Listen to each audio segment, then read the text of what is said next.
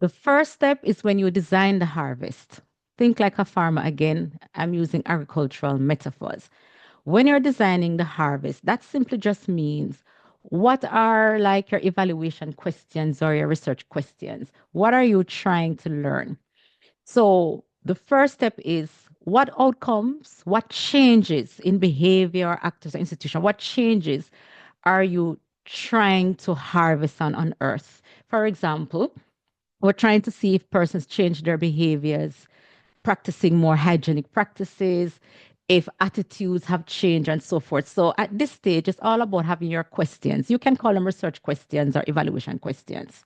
And where are you going to get this information? Who are the data sources to answer these questions, right? So you design the harvest. The second step is you come up with your outcomes. You formulate them. What outcomes? We're hoping to see an outcome wherein persons practice safer sex, just for example. These outcomes, where are your data sources? Which literature are you going to review? Which stakeholders are you going to speak to, interview? Which workshops are you going to do to get the information? So you formulate the outcome and then you engage the sources. That's step two. Step three, you find some outcomes.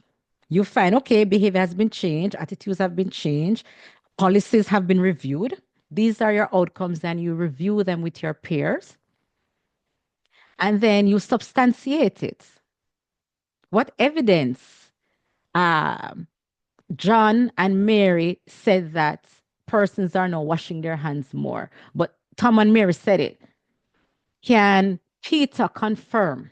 So it's a bit of triangulation going on here at step four when you're substantiating all the outcomes and the changes that you have found in step two and step three. You're providing evidence to say, yes, the evidence is true. So substantiate deals with a lot of external validation, maybe from persons who are not in the program. They're independent of, say, your program or your organization, who can definitely say, oh, yes, indeed, that policy was changed.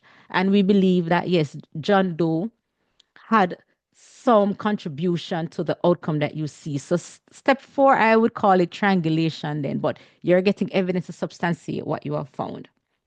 So, that's step four. Step five is you have substantiated all the outcomes that you have, all the changes, and you say, okay, you have evidence that they are true.